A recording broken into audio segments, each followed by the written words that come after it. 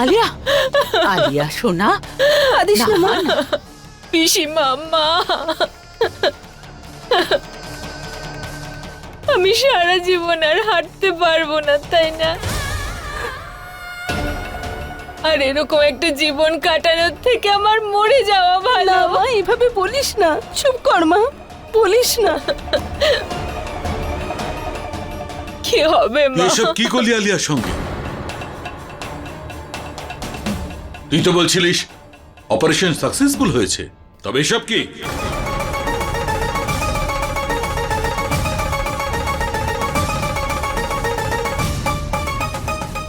আমার মেয়ে আর কোনোদিন হাঁটতে পারবে না।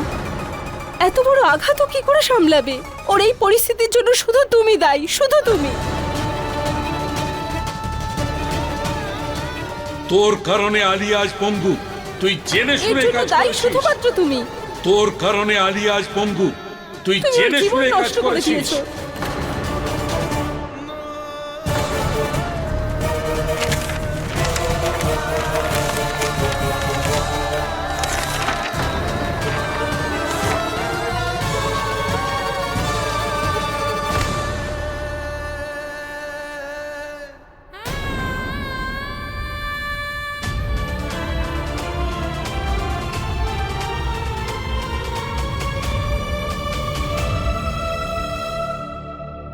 চুপ করে আছিস কেন? উত্তর দে। এটা কি করে হতে পারে?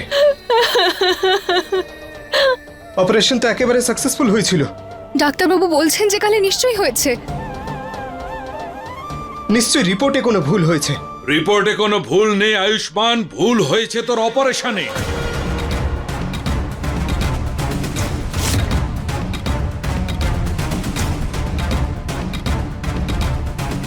সারা জীবন আমায় দোষ দিয়ে আসছিস, আমাকে ব্লেম করে আসছিস। তিন্নির এই অবস্থার জন্য আমি দায়ী, কিন্তু তুই কি করলি? বরবাদ করে দিয়েছিস, সারা জীবনের জন্য পঙ্গু করে দিয়েছিস ওকে।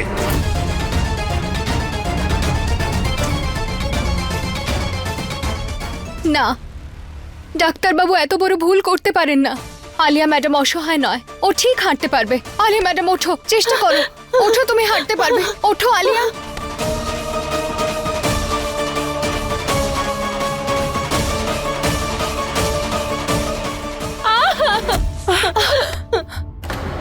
মাথা খারাপ হয়ে গেছে তোমার?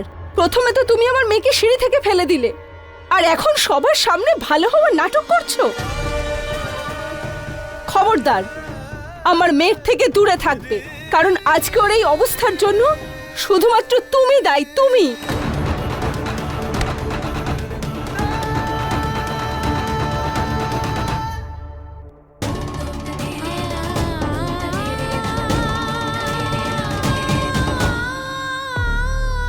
মা প্লিজ, তোমরা কিছুক্ষণের জন্য বাইরে চলে যাও। আমি কিছুক্ষণ একটু একা থাকতে চাই।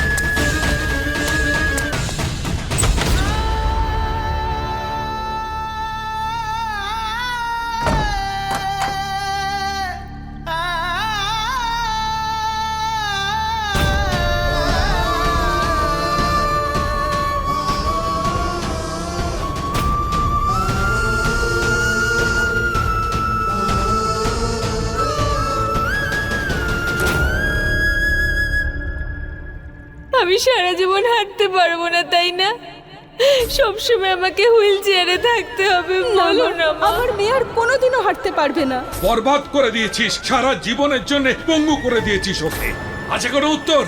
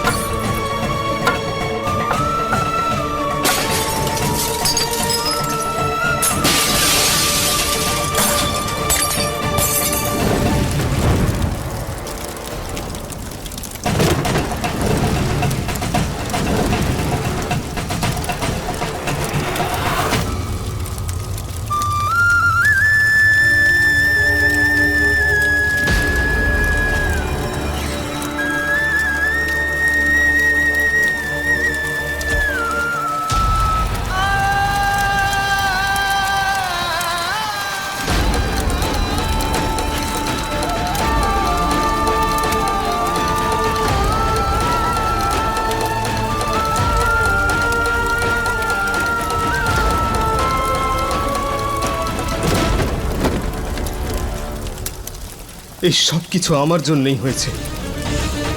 আলিয়ার এই অবস্থা আমার জন্যই হয়েছে। এত দায়িত্ব জ্ঞানহীন কি করে হতে পারি? এত বড় ভুল কি করে করতে পারি আমি? ডক্টর হয়ে কি করে করতে পারি আমি এটা?